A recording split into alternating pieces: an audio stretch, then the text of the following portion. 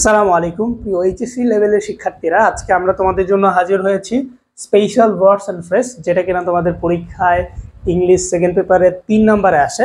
এবং এখানে আমরা আজকে ঢাকা বোর্ড 2024 সালে আসা একটি স্পেশাল ওয়ার্ডস অ্যান্ড ফ্রেজের প্রশ্ন সমাধান করব। অর্থাৎ তোমরা অলরেডি যারা এটা জানো তারা তো আলহামদুলিল্লাহ ভালো, আর যারা জানো না যে আসলে কিভাবে এটা করতে হয় বা কিভাবে খুব সহজে এগুলোর উত্তরটা লেখা যায়, সো আজকের এই ভিডিওতে আমরা খুব সহজে এটা সমাধান করার চেষ্টা করব। সো তোমরা যারাই দেখবা একদম লাস্ট পর্যন্ত দেখবা, এবং তোমাদের যদি কোনো সমস্যা হয়ে থাকে তাহলে অবশ্যই সেটা কমেন্টে জানাবা, এবং কমেন্ট দেখে আমি ইনশাল্লাহ ওখানে পরবর্তীতে আরেকটা ভিডিও দেওয়ার চেষ্টা করব যেই সমস্যাটা তুমি কমেন্টে জানিয়েছো ওইটার উপরে। সো আজকে তাহলে আমরা শুরু করছি ভিডিওটি। সেটা হচ্ছে ঢাকা বোর্ড। প্রথমে আমাদের একটা জায়গায় লক্ষ্য রাখতে হবে, সেটা হচ্ছে এই বক্সে যে ওয়ার্ডগুলো দেওয়া আছে সেই ওয়ার্ডগুলোর অর্থ আমি জানি নাকি জানি না, এই জিনিসটা আমাকে ফার্স্টে ক্লিয়ার করতে হবে।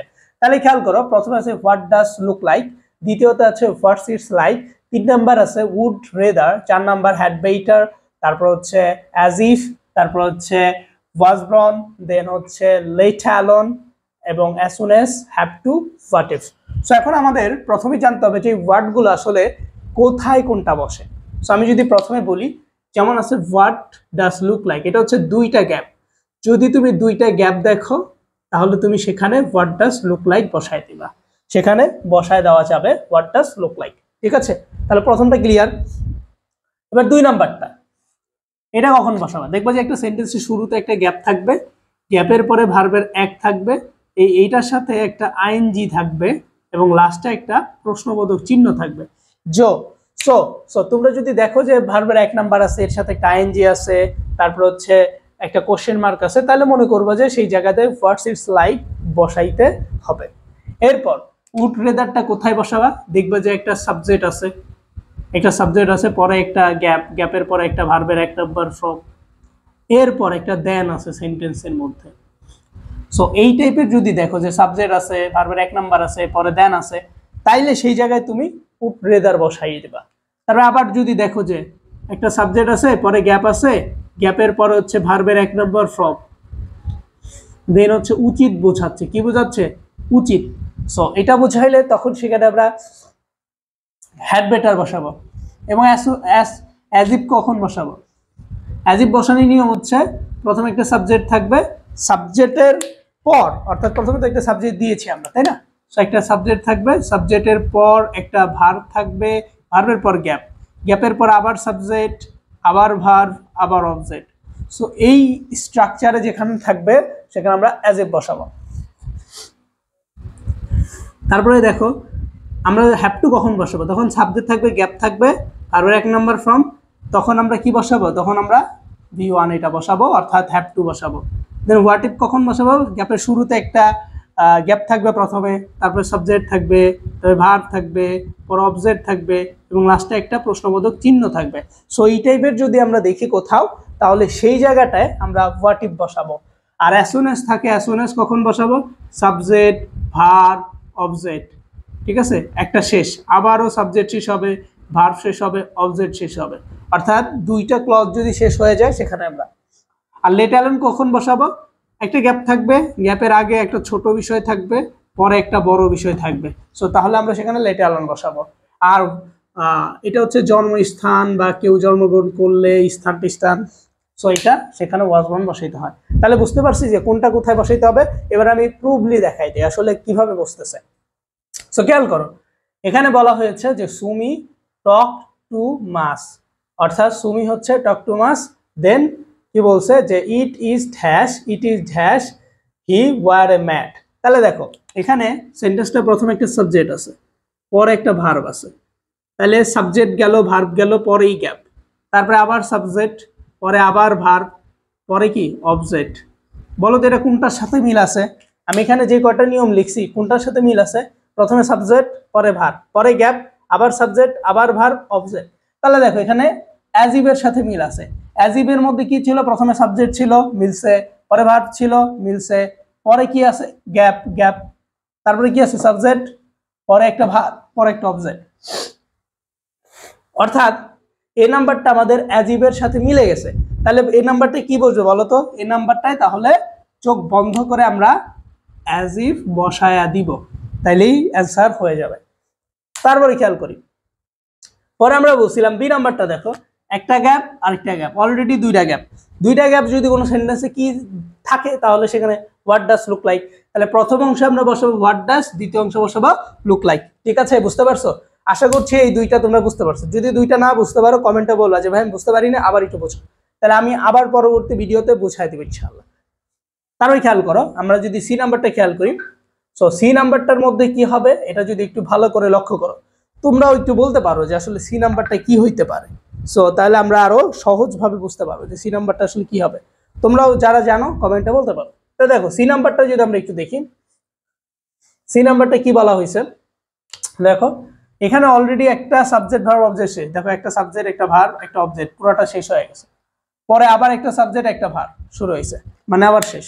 তাহলে একটা সেন্টেন্স শেষ, পরে আবার একটা সেন্টেন্স শেষ। তাহলে এখানে কি বসতে পারে, যেখানে অলরেডি একটা সেন্টেন্স শেষ আবার একটা সেন্টেন্স শেষ, তাহলে এই যে এইটা অ্যাজ সুন অ্যাজ, তাহলে এখানে কি বসতে পারে, এখানে হচ্ছে অ্যাজ সুন অ্যাজ, কারণ একটা সাবজেক্ট শেষ আবার একটা সাবজেক্ট ভার্ব অবজেক্ট শেষ, এই জন্য এখানে অ্যাজ সুন অ্যাজ বসতে হবে। ঠিক আছে, তাহলে অ্যাজ সুন অ্যাজ দিলে এটা কি রাইট।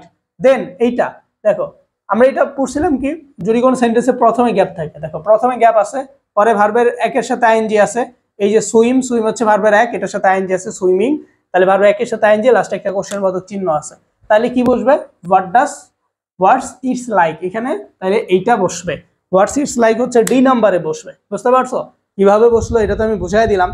এরপর আমরা যদি ই নাম্বারটা খেয়াল করি, সো এই নাম্বার হচ্ছে দেখো একটা গ্যাপ আছে, সো গ্যাপের আগে একটা অংশ আছে পরে একটা অংশ আছে, বাট আমরা বুঝলাম কোনো সেন্টেন্সের প্রথমে যদি গ্যাপ থাকে, দেখো প্রথমে গ্যাপ আছে কারণ ফুল স্টপের পরেই তো আবার নতুন করে সেন্টেন্স শুরু হয়, তাহলে এটা প্রথমে গ্যাপ না। সো প্রথমে গ্যাপ আছে, গ্যাপ থাকার পরে আমরা দেখতে পাচ্ছি যে একটা সাবজেক্ট আছে, পরে একটা ভার্ব আছে, পরে একটা অবজেক্ট আছে, পরে একটা লাস্টে কোশ্চেন বোধক চিহ্ন আছে, এই যে কোশ্চেন চিহ্ন। তাহলে কার সাথে মিলতেছে এখানে ভালো করে খেয়াল করো, এখানে হোয়াট ইফ এর সাথে মিলতেছে, তাহলে এখানে কি হবে, এখানে হোয়াট ইফ হবে। ঠিক আছে, হোয়াট ইফ হইলে উত্তরটা রাইট হয়ে গেল। দেন আমাদের এফ নাম্বারটা দেখো, it is a secret matter, এটা একটা গোপনীয় কথা বা গোপনীয় ব্যাপার। তারপর বলছে যে উই কি ভাই, একটা সাবজেক্টের পরে কি আছে গ্যাপ, গ্যাপের পরে কি আছে ভার্বের এক নাম্বার ফর্ম নট ডিসকাস, তাই না? সো তাহলে এটা কোথায় কোথায় বসে দেখো, এই যে তাহলে এখানে উটরেদার হইতে পারে, যদি দেন থাকে, সেন্টেন্সে দেন নাই তাহলে উটরেদার হবে না। যদি উচিত বোঝায় তাহলে হ্যাড বেটার হবে, দেখো এখানে কিন্তু উচিতই বোঝাইছে, যেহেতু এটা একটা সিক্রেট মানে মেটার, এই জন্য এটা কারোকে বলা উচিত না, ঠিক না? তাই এটা কারোর সাথে পাবলিকলি বলা উচিত না, তাহলে এখানে হ্যাড বেটার হবে।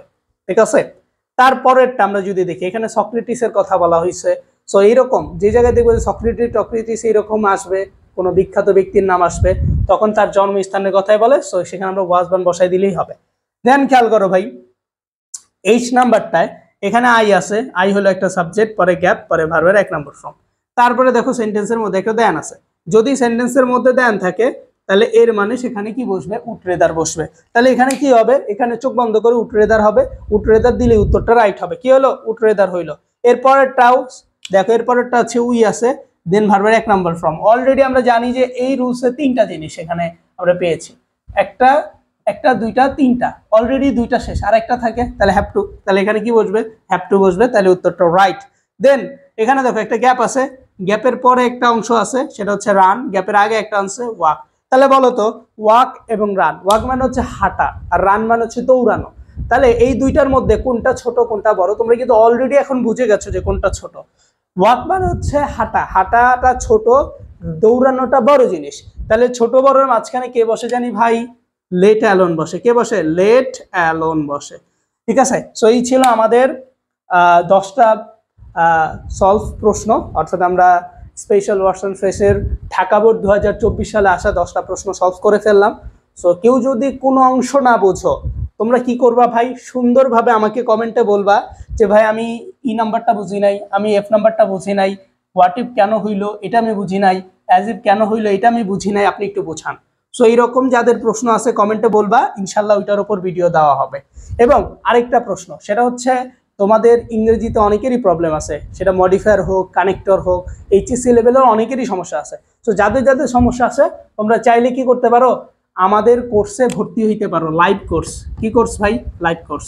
এই লাইভ কোর্সের তুমি কিভাবে ভর্তি হবা, এই কোর্সের ফি কত, এই কোর্সে কয়টা ব্যাচ চলতেছে, তুমি কোন ব্যাচে ভর্তি হইতে পারবা, তুমি কোন সময় ফ্রি আসো, সব কিছু জানার জন্য একটা নাম্বার, সেটা হচ্ছে 01818165 273।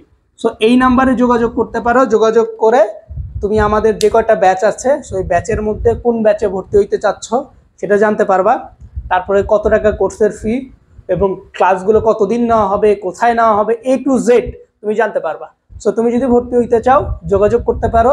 যদি ক্লাস ভালো লাগে তাহলে অবশ্যই ভর্তি হওয়ার চেষ্টা করবা, যাতে তোমার যাতে আর সমস্যাগুলো না হয়, কারণ এইচএসসি লেভেলটা অনেক বেশি ইম্পর্টেন্ট, বুঝতে পারছো? সো ভালো থাকো, সুস্থ থাকো এবং এডুকেশনাল লিডারশিপ যে চ্যানেলটা আছে অবশ্যই সাবস্ক্রাইব করে পাশে থাকবা, যাতে করে পরবর্তী ভিডিওগুলো সবার আগে পাও। সো আসসালামু আলাইকুম রহমতুল্লাহি ওয়া বারাকাতুহু।